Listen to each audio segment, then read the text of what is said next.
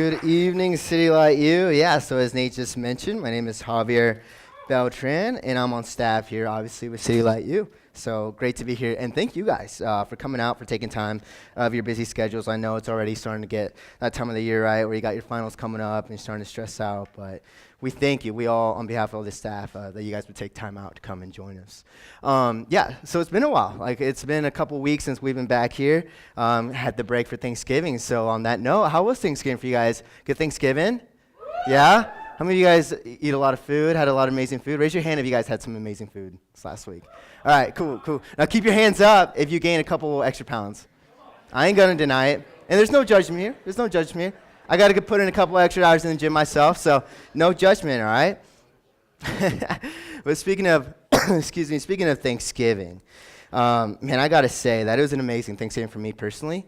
And man, I just had a lot of time to just kind of sit down and I just really think of all that I'm thankful for. And specifically this year, I was especially made thankful for my family. Now, many of you guys are probably sitting here like, okay, that's kind of cliche, and it is, and you guys could probably attest to that. But this was different for me this year. So like I said, I had an amazing Thanksgiving, spent it with some great people, and like I just mentioned, had some amazing food and a lot of it. But with my family living so far away across the United States, I actually wasn't even able to spend it with them. And so it was this separation from my family that I think during like this special time, because this is a time where we're supposed to be with family, supposed to celebrating them and other amazing things, and I wasn't with them. And so I think it's this separation from them that actually made me realize, like, man, like how much my family means to me and how much they pour out for me and have given up for me. I mean, they encourage me so much and support me so much. And yeah, I just realized quickly, like, man, I take them for granted. And they do all these things, and they do it all the time. But when I'm with them often, I fail to see that. And so it was only when I take a step back to reflect on my relationship with them, like I did over Thanksgiving, that I truly realize and grasp the magnitude of their love for me. And so in the same way, I think we kind of all have a tendency to do that with Jesus, right? As we're near the end of our Mark series, we're getting closer and closer to the resurrection. And that's going to be a time when Nate's going to bring it next week where we get to shout praises and, just say hallelujah, that Jesus didn't stay in the grave, he rose out of it. It's going to be an amazing time. However, man, I think sometimes, and I'm part of this too, I'm guilty of this too, we just neglect the journey to the resurrection. I'm talking about specifically the crucifixion and the events surrounding it. And so just like it's easy for me to take for granted all that my family's given up for me, it's just as easy for me to forget all that Jesus has given up for me on the cross and all of us. You see, it's not until I reflect on how my family suffered for me that I can gain a wholesome, well-rounded affection for them. And so that's my hope for us tonight, City Light U, that by the end of this talk, the end of this message here, we can come to know Jesus much more fully than ever, hopefully, by just reflecting on the suffering he endured for us. And even more so than that, realize why God deemed it worthy to send his one and only Son to suffer on our behalf. So tonight, we're going to be in Mark 15, verses 25 through 39. So if you have your Bibles with you, go ahead and flip over to that. And as you're doing that, I'm just going to go ahead and jump into some context. I'm going to give you guys a little bit of context as to how Jesus found himself nailed to a cross, and we'll get into our text.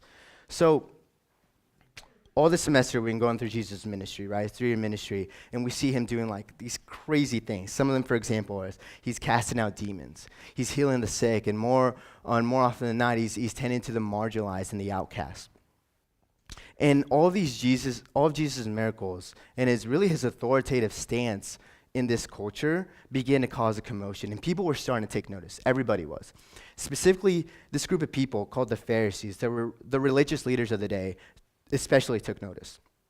You see, these guys had authority over the land. People listened to them, and people recognized them as ones who, like I said, has authority. And so Jesus is going out doing all these crazy things, and people are following him. The masses are getting up and following this man, Jesus Christ. And so the Pharisees are starting to notice that, man, Jesus is getting more and more people. Before we know it, we're going to be out of a job. People aren't going to listen to us anymore. And so they become hostile and combative towards Jesus. And they became jealous towards him. And so because of that, they challenged him. And eventually, they got him to confess that implied that he was God. And so they took him before Pontius Pilate, who was a Roman judge during this time. They brought him in trial before him with the charge of blasphemy, for implying to be God, and also for the Roman charge of implying to be king. And so we see Pilate assessing Jesus here, and then an interesting string of events occur. Pilate spending time interrogating Jesus, and after hours of asking Jesus, why are you here? What are they accusing you of? And furthermore, what's your defense? He concludes that he finds no fault in him. So Pilate finds this man, Jesus, as a righteous man, as an innocent man, yet throughout this entire time, banging on his door are these Pharisees and the crowds demanding that Jesus not only be put to death, but be put to death on a criminal's cross. And so the crucifixion, and so this is a death that's as excruciatingly painful as it is symbolically shameful. And so Pilate here has a dilemma, right? On one hand, he sees this righteous man, but on the other hand, he's got a whole mass of people, including the religious leaders, the people who have authority, saying, we want Jesus crucified. And so Pilate, seeing that this man is righteous, has one more last-ditch effort, to convince the crowds to set Jesus free. So he presents before the masses. On one side, you got Jesus. On the other side, you got Barabbas. Barabbas was a known murderer and a thief. And so Pilate was thinking, surely they would pick the murderer and the thief to be put to death and not this righteous man. But the Pharisees, inciting the crowds and saying, no, we want Jesus, convinced them. And so the crowd still cried, no, Jesus, crucify him. And so Pilate, although he saw him as a righteous man, overrode his sense of justice and not wanting to cause a revolt or cause people to riot, ended up giving into pressure and handed Jesus over to the Pharisees and the crowds. And so it's now at this point that we witness through the scriptures the flogging and the scourging of the Prince of Peace. So first stripped of his clothes, his hands are tied to a Roman post. These Roman soldiers, who, by the way, are trained to inflict punishment. This is their job. Tie Jesus up and stripe his back with thunderous whips. And these whips had lead balls and sheep bone tied into leather thongs. And so this would leave huge lacerations on Jesus' back. And so he's bleeding and bleeding. And this is all before Jesus even takes his first steps up the cross. He's already suffering a tremendous amount of blood loss. And the Roman soldiers, amused that this weakened man who is claiming to be the Messiah, is claiming to be the king, is getting beat up right before them, showing no offense whatsoever. They begin to mock him, and they place this purple robe over his shoulders, a crown of thorns on his head, and a scepter in his right hand. And so they dress him up as some king, but really they're not praising him at all. So they're kneeling before him, bowing as if before a great person, but really Jesus knows that he's just being mocked. And so this only intensifies his sufferings at the time. And so now that the scene is set, we're going to jump into our text. And we're going to pick up right where I just left off in the story. And this starts in verse 35. So, Mark 15, verse 25 through 32 says this. And it was the third hour when they crucified him. And the inscription of the charge against him read, "The King of the Jews."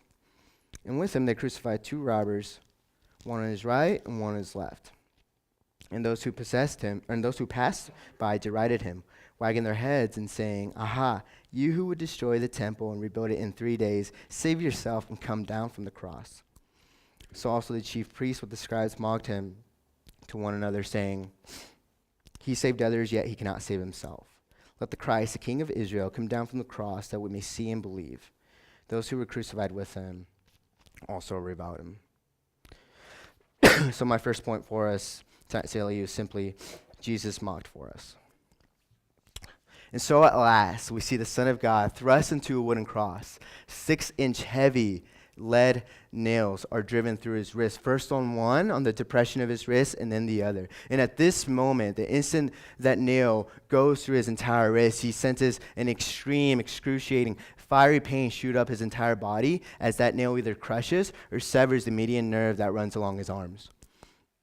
And after that, his feet are stacked atop of each other, and a nail is driven through them. And so leaves his knees in a flexed position. And this is crucial because when you're crucified on a cross and your hands are sort of like this, And when your hands are lifted like this, it's hard to breathe. Your diaphragm is expanded and it needs to contract in order for you to breathe. So Jesus, in order to breathe, must push himself on his feet to stand up just to gather a breath. And he's doing that continually. And so this is where Jesus is at right now. He is now crucified. And so the Roman soldiers, right before they lift him up and set the cross upright with him on it, they top all this off by nailing an inscription, "The King of the Jews," above his head. Now, don't let this fool you. Not a single person here was hailing Jesus as king. Remember, one of the original charges against Jesus was blasphemy for implying to be king instead of Caesar, who was the Roman emperor at the time. And so nobody was praising him. Rather, this was an indictment of complete humiliation. The religious leaders shouted at him. They left and right came insult after insult, jeer after jeer. They shouted, "Aha, you who would destroy the temple and rebuild in 3 days, save yourself and come down from the cross." And so it was this relentless onslaught of verbal abuse to accompany the already extreme physical torture as Jesus being sustained on a wooden cross by 3 nails. Yet, hundreds of years before Jesus faced this ridicule, David, one of the authors of Psalms, wrote of what was to come. And he says in Psalm 22, verses 6 through 8, "But I am a worm and not a man, scorned by mankind and despised by the people. All who see me mock me. They make mouths at me. They wag their heads, saying, 'He trusts in the Lord. Let him deliver him. Let him deliver him. Let him rescue him, for he delights in him.'" And so Jesus, up on the cross right now, silent to his accusers, looks around and begins to survey the scene. With blood, spit, and sweat running down his face, his weary gaze looks up, but sees no one. Where were his disciples? Where were all his faithful followers? All those people whom he had healed, where were they? Or the people whose eyes he had opened, whose ears he had unstopped, whose limbs he had restored, where were they? Nowhere. They weren't present here. They were gone. Of Jesus' closest friends, one denied him, all betrayed him, and aside from John, all ran away. And so Mark says that even the prisoners left and right of Jesus reviled him. So even the lowest of the low despised and mocked the very one who came to save them. And so, guys, I'm straight up honest here, just being totally transparent with you guys, and you guys probably agree. Talking about the crucifixion is not comfortable. It's not fun. Nothing about it makes us want to talk about just the nastiness that Jesus went through. Because when we start to think about it, it just kind of wrenches at the heart to think of the pain he went through. And yet we love, and I do admit it, we love to talk about the resurrection, right? Because that paints Jesus and God as a triumphant God who went toe-to-toe with Satan and won it and emerged from the grave and is victorious and is powerful and is mighty. And yet we shove the crucifixion underneath the rug because it's nasty, it's dangerous, and just downright ugly. We don't want to talk about it. And I know most of us here would like to think that we'd be that bystander in the crowd that would stand up for Jesus in the midst of this injustice, right? I know I would. That's what I would like to think, but would be really? Or would you be like Pilate, knowing the truth, yet scoff at the notion of ever coming to a knowledge of the truth? Or like the disciples who's like, "Yeah, Jesus, we got your back, man. Like, no matter what happens, thick and thin, we got your back." In the instant things turn sour, where are they? Nowhere. Would we be like that? Man, in today's culture, I feel like I wake up every day and we're living in a culture that's becoming more and more secular, a culture that is moving more and more towards post-Christendom. In some parts of the United States, you even just mention the word Jesus and you're ridiculed, you're mocked, and in some places, especially in other parts of the world, you're physically persecuted. It's a real thing. And so I ask you guys, as we're going through the rest of his text here in this talk, where would you be? Would you be like the religious leaders, turn your back away, or would you still say, "No, I choose to follow Jesus no matter what"? And so, like I said, just challenge you guys that we're going on, wrestle with this internally. And so, let's go ahead and we're going to pick up and continue reading, starting at verse 33. And when the 6th hour had come, there was darkness over the whole land until the 9th hour.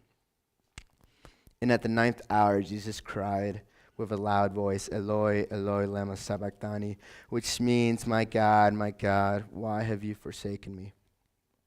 So my second point is simply Jesus forsaken for us. Mark uses the phrase the 6th hour he's actually describing noon right here. And so, surprisingly, we come to find that it's at the time when the sun is pretty much near its highest point that all of a sudden a terrible darkness spreads throughout the entire land, all of Israel. And now there's many Bible scholars that speculate as to how this happened. Like some suggest an eclipse, others suggest some other natural phenomena. But regardless of how it came to be, it's pretty darn clear that something extremely unusual is going on here, right? It's not like every day that you wake up and the sky is pitch black. And so, however, we see in Scripture one other time in which the sky actually was blackened like this, and that's in the book of Exodus. So here in this book of Exodus, we're told that Pharaoh, the Egyptian ruler at the time, has enslaved the Israelites, who are God's chosen people. Now, many years ago, God told the Israelites, hey, don't worry, in my time I will set you free. You don't know when that is, and it's not going to be when you like it, but I will set you free. And so it's after 400 years. These guys are enslaved 400 years that God finally comes down, shows up, and says to Pharaoh, he says, all right, it's time to release my people. And Pharaoh, you come to find, is a pretty stubborn dude. So he looks God in the face and is like, no. And I'm thinking like, okay, I get it, man. Like, you're the ruler of Egypt. You probably got tons of weapons, tons of armor, tons of soldiers and people at your side ready to strike whoever and anytime you please. But I mean, you're the king of the land. This is the king of the universe. So I'm just thinking in my mind like, all right, I don't know where this is going to go, but it's probably not going to end well for this guy. And spoiler alert, it doesn't. And so God pretty much says to Pharaoh, all right, here's the deal. The longer you wait to release my people, the more afflictions that I'm going to cast down on you and your people. And so once again, Pharaoh, being the stubborn person he says, all right, do your best, God. And so God sends down multiple plagues, plague after plague after plague after plague, and Pharaoh still says no, still is stubborn. We get all the way up to the 9th plague, and we see an interesting plague right here. Now I'm just going to go ahead and read Exodus 10:21. And the Lord said to Moses, stretch out your hand toward heaven, that there may be darkness over the land of Egypt, even darkness which may be felt. Now, there's kind of a theme or a pattern, I should say, that across the plagues, it seemed to get more and more severe. And you get to the 9th plague, and maybe you guys are thinking like, yeah, like, I mean, darkness isn't fun, but it's not that bad, right? And you're right, it's not that bad, yet God was using this darkness to symbolize a judgment to come that was far worse than this darkness. And so the 10th plague, God commanded the death of all Egypt's firstborn children. So likewise, here in Mark, God is using this darkness that we see here as Jesus is being crucified. He uses this darkness to symbolize another judgment to come. However, this time the tables have turned quite a lot, and this scene is way different. This time around, the judgment would not be executed upon mortals and their sons, but this time around, it's going to be executed upon God's own son, Jesus. And here's the catch: on whose behalf? Us, the guilty party. And so I'm just thinking, like, how upside down is that? I mean, not only in today's culture, how we live right now in this Western culture, but man, really all of history. I mean, how many times do you see somebody who is clearly innocent, spotless, perfect, say, I willingly give up my life, not just for the sake of just anybody, but of mass of cruel, unjust, and evil people, all willingly, right? Don't forget that. I mean, that is just so upside down to me. And it convicted me because, man, so many times I'm like, I see situations that either happen in my life or friends of mine, and I'm just like, God, that just doesn't seem fair. That doesn't seem loving to you. And then I compare these two situations here that I just went over, and I'm just like, I cannot be farther from the truth. I am so wrong. And so I kind of want to take a step back right now. And I want to change the pace for a sec, and I want to talk about a burning issue that's plaguing the church, probably more so today than ever before. And I'm going to bring it back full circle to where we just left off, but just bear with me for a sec here. So, reading through this text, man, it was hard for me not to think about all the darkness and suffering that surrounds our world today. I mean, shootings, right? Shootings that just occurred not too long ago, the church shooting that devastated all those families in Texas, and then, of course, the Las Vegas shooting not too long ago as well. Just devastating. And then wildfires, right, that ruin the lives of thousands of people. And then in a more global scale, you got corruption, political corruption amongst world powers. Governments are clashing heads. Wars are raging, and you just see that suffering is indeed everywhere. And not only that, it's rampant, and it's inescapable, and it's something that we have to deal with, every single one of us. And so at City Light U, like I said, if I'm being completely honest with you guys, I often struggle to understand and more importantly, believe that God is still good and completely in control in the midst of all this. And I'm sure I'm not alone in this either. Many of you guys might be struggling through something like that right now. I surrendered my life to Jesus only about 4 years ago, so not too long ago yet. It's in this short span of time that I can't even tell you how many people I've met with personally and stories I've heard who objected to a good and loving God on the basis that the suffering they view in the world, man, a good and loving God just wouldn't allow that to happen, they say. They say it's just not possible. If he's really loving and he's truly good, or truly loving and truly powerful, this wouldn't be happening, they claim. And so this led many of these people to the conclusion that he either doesn't care or he doesn't exist, both of which are false. But yet, interestingly enough, I believe that the very fact that there is evil in the world actually proves that God exists. For without God, we'd have no objective standard from which to measure goodness and evil. Now, if you're like me and you like to geek out to apologetics and use philosophical reasoning and logic to prove the objection is false, seriously, love to talk to you one-on-one later. But right now, I want to take a different approach. And I want to use an approach that does justice to our text tonight. And so let's bring it back to that. Let's bring it back to our text. And we're going to look at Jesus' words. Specifically, that dreadful cry, my God, why have you forsaken me? Now, this is, in my opinion, the hardest verse in the entire Bible. And why? Because in the midst of tremendous physical pain, Jesus comes to grips with the sheer infinite agony of spiritual pain, spiritual loss. That is, the Father's separation from the Son. Now, Jesus was not asking God for an answer. The question was rhetorical, actually. Jesus, once again, quoting from Psalm 22, was expressing, one, that God was indeed his Father, and at the same time illustrating to us the very real sense of abandonment he felt. Now track with me here. Jesus was forsaken from God in the sense that God withdrew communion from the Son. In other words, in this moment right here, God the Father did not demonstrate his love to Jesus the Son. Instead, Jesus became the sole object of God's displeasure and wrath. Jesus became sin. And God, being completely holy, cannot overlook sin. It's in his nature to not overlook sin. He must deal with it. And so, since Jesus was God, the Father did not literally abandon the Son. So understand that. The members of the Trinity are forever united. However, and this is super important, this truth, and Jesus knew this truth, did not soothe the pain at all. So I want to just use a quick thought experiment, just try to communicate to you guys what I mean exactly. So take a moment to think of someone who's had a huge positive impact in your life, okay? That's someone who's helped you through the highs and lows, been with you when you were down, someone whom you're so emotionally invested in. Now, it obviously varies for everybody. It could be a parent or a sibling, a mentor, a teacher, a coach, significant other, you name it. Everybody got somebody?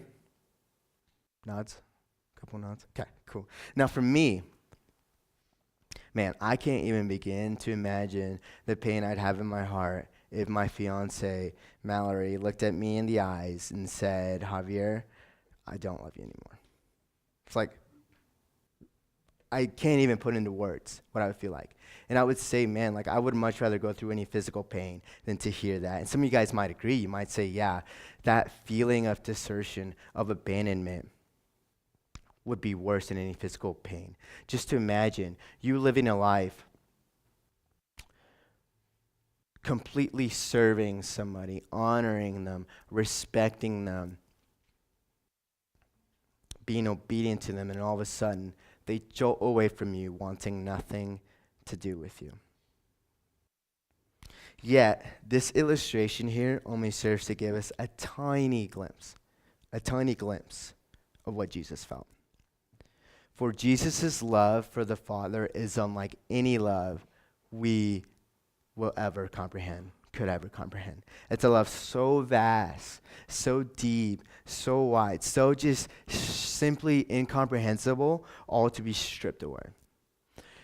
Deuteronomy 21, verses 22 to 23, says that anyone hung on a cross, that is the tree, is undergoing a divine curse from God. And so the Father cursed his Son on our behalf. I mean, once again, it's just so upside down, so different from what we see in culture today, and honestly, even so different from what we would want to see either. We don't want to see the absolute innocent suffer the absolute worst. Yeah, that's exactly what happened on the cross.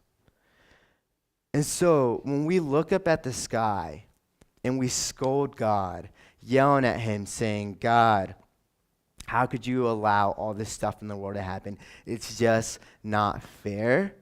I want to say, let us first examine ourselves and realize that the most unjust, evil, and cruel act in all of human history was executed by us. Yes, every single one of us when Jesus Christ was crucified. You see, the only perfect and sinless man was torturously crucified underneath the weight of the sins of the entire world, past, present, and those even yet still to come. Every day of our lives, we wake up, sinners spitting in the face of Jesus, and we go to sleep, sinning, spitting in the face of Jesus. We join hands with the Pharisees on our right and the Roman soldiers on our left and walk alongside Jesus, mocking him. And yet, it's because of his endless and sacrificial love for us that we can enjoy him for eternity and avoid the torment of hell. And so it's at the cross that we find the answer to suffering. It's in Jesus' death. See, he suffered first, more unjustly and far worse than any of us could ever imagine. And so because of that, knows firsthand every single trial we go through. So he doesn't just leave us alone to wallow in our own sin. He says, would you invite me into that? He walks us through the suffering, and without him, we are completely alone in our despair. So our God is truly good and powerful. Amen? Yes. Okay, now let's turn back to our text here, and we're going to go ahead and finish out the passage for tonight, starting in verse 35.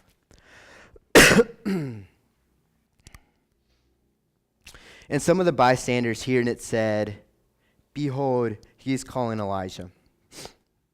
And someone ran and filled a sponge with sour wine, put it on a reed, and gave it to him to drink, saying, wait, let us see whether Elijah will come to take him down. And Jesus uttered a loud cry and breathed his last. And the curtain of the temple was torn in two from top to bottom. And when the centurion who stood facing him saw that in this way he breathed his last, he said, truly, this man was the Son of God. So my last point for us today is Jesus died for us. Verse 37 says that Jesus uttered a loud cry and breathed his last. Now Mark, as you've seen, we've been walking through Mark all semester long. He's one that's just all about action. He wants to get us right in the middle of the scene and show us firsthand what's going on and then move on to the next scene. So he doesn't leave room for a lot of detail. And so he doesn't tell us what that loud cry was yet. Or however, when we flip over to the Gospel of John, we see exactly what that was. And John says that last cry from Jesus was "It is finished." Now, understand that this wasn't the cry of a man who is defeated and demoralized. No, rather, this is the cry of victory. Jesus stepped into the ring with Satan, delivered a knockout blow, and emerged triumphant. And at this moment, Jesus simultaneously committed his spirit into God's hands and breathed his last. Yet nearby, not too far away, crazy things are going on. Mark says that the curtain of the temple was torn in two, and he also adds that it was torn from top to bottom to illustrate to us that it was no act of man. Now you're probably thinking here, like, what the heck does that have to do with anything? A curtain tearing just sounds kind of weird. I don't see the connection, especially with me. So what does that have to do with us? Well, quite a lot, actually. So picture these courtyards, right? And there's different courtyards, one for Jews, Gentiles, women, and then you have this one for priests, which is a holy courtyard, a holy court, okay? Now track with me here a little bit. It might get a little messy. So within this holy court is a huge building. And inside that building is a holy place with a curtain as a doorway, okay?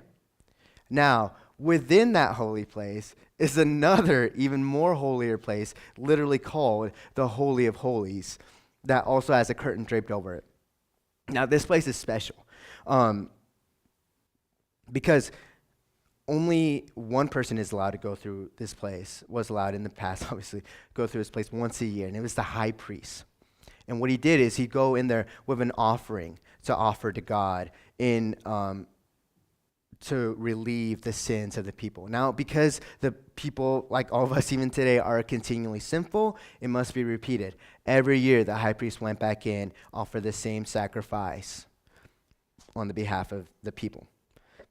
So, in short, this especially holy place, the Holy of Holies, separated dirty sinners like me from a holy God.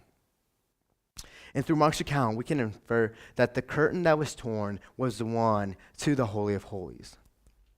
This is the very one where literally the presence of God was said to reside. Now, I hope you guys understand or begin to see already that through this, the way to God, through Jesus' death on the cross, the way to God was symbolically open.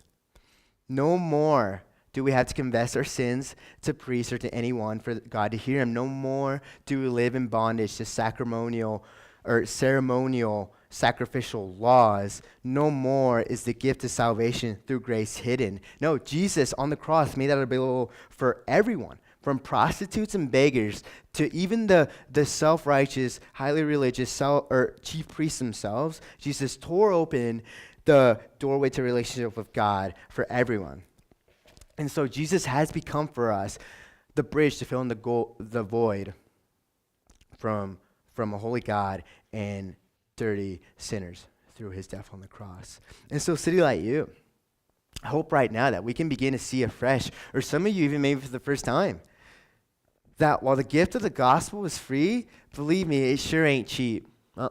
No, there was a hefty price that had to be paid, and it was the King of Kings, Jesus, that willfully stepped off of his throne, entered our planet, and became a worthless rag hung out to dry for our sake.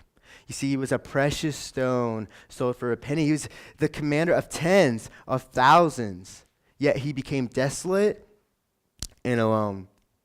Jesus was so strong, yet he clothed himself in weakness. So full of light, yet took in all the darkness. Yes, indeed, Jesus fought for us when no one would fight for him. Now, you, as a Christian in this room, do you believe this truth? I mean, really, that it was for your sake that Jesus took on the infinite wrath of God, and even more so than that, does the lifestyle that you're living right now reflect a lifestyle that was bought for a costly price? Or instead, one fixated on worldly idols like pride, success, popularity, pornography, or relationships. And for the skeptic and the wanderer in this room, which I was there too, believe me, if you come to the end of yourself, have you hit a point where you're just so run down by the usual struggles and temptations of this world? Have you scratched and clawed your way towards a goal only to find out that it offered nothing? Going from goal to goal, from the next achievement to the next, realizing that every time you get to one, you come to find out that, man, that feels good for a second, and then it disappears. And you're consistently longing for the next thing. Is that you tonight? Well, as a matter of fact, that was me only a few short years ago. In college, I was pursuing academic success, and I was creeping in to be my idol. And on top of that, I was objectifying hundreds of naked women on a screen, trying to fulfill and satisfy an eternal quench that never did. I traded a cherished truth for worthless lies. And it wasn't until I met Jesus and he told me that the life he gives is worth the loss of mine. And so at my lowest point, when I had nothing to turn to, it was the reckless love of Jesus that found me in the midst of my own recklessness. At the end of this passage here, we see a tremendous and honestly really surprising response from the Roman centurion.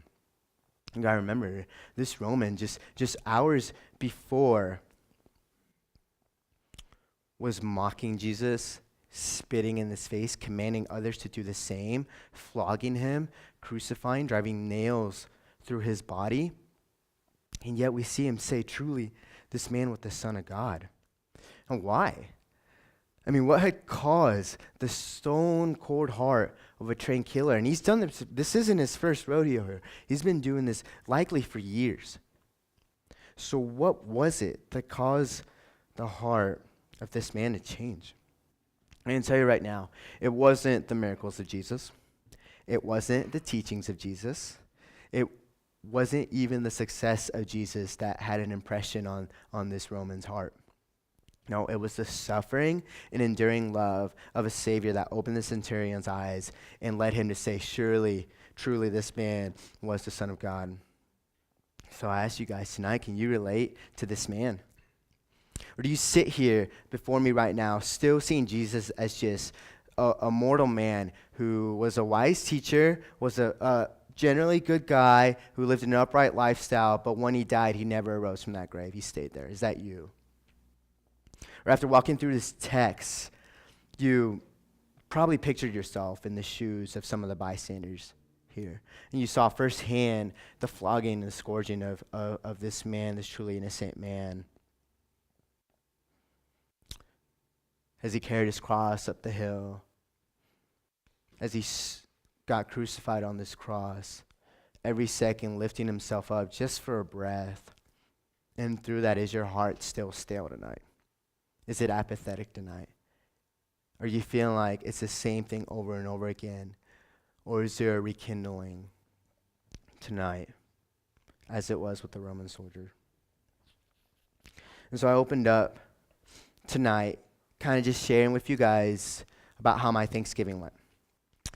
And how somehow, by the grace of God, and ironically, even though I wasn't with my family, I feel like I ended up growing closer to them. I mean, more than I have in a long time. And more so than ever now, I appreciate their encouragement and their support.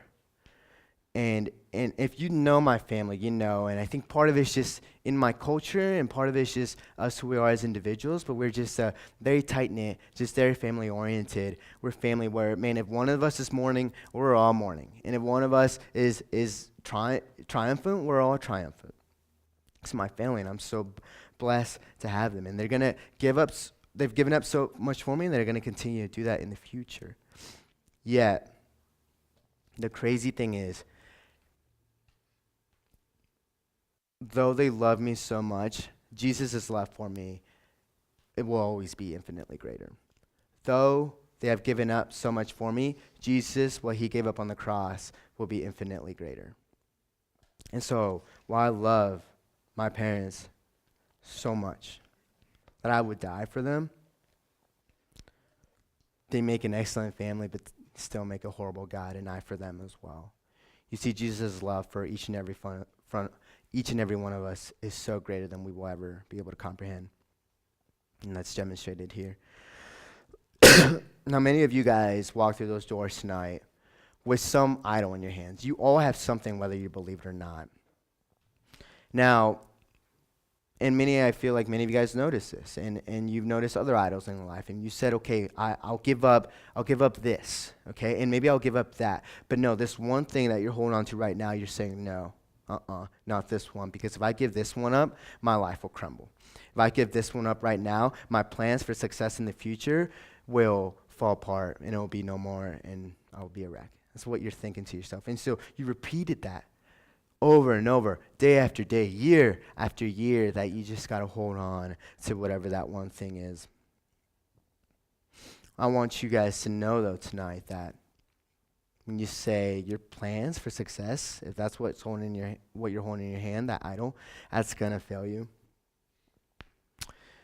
If your idol is some relationship, if you're depending on either your boyfriend or your girlfriend to sustain you, they're going to fail you.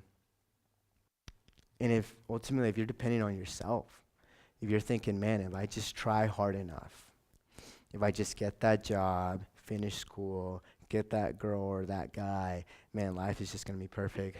I'm here to tell you the reality, it's not. It's not going to fulfill you. So I want you to know, if your idol is not Jesus, then the promises that you're being told are lies.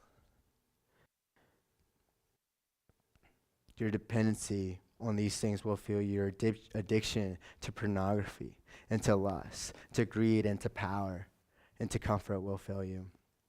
Ultimately, you, depending on yourself, will fail yourself. So I just plead you guys, and Jesus, more than me, is pleading with you guys, will you meet him? And understand that this Jesus that died for you on the cross isn't standing far away saying, okay, first clean yourself up, and then maybe we can talk. No, he's saying, bring all your laundry, your dirty laundry. Bring all the skeletons in your closet. Bring everything that you feel you are too ashamed to show to anybody else to me, and it's in him that you will find true comfort in this world of chaos and suffering. And so that's what I ask for you guys tonight. As we finish out tonight, will you meet him? Will you do business with the King of Kings, the King of the universe, and realize that, man, this life is here today and gone tomorrow. But Jesus' love for us is everlasting. Let's pray.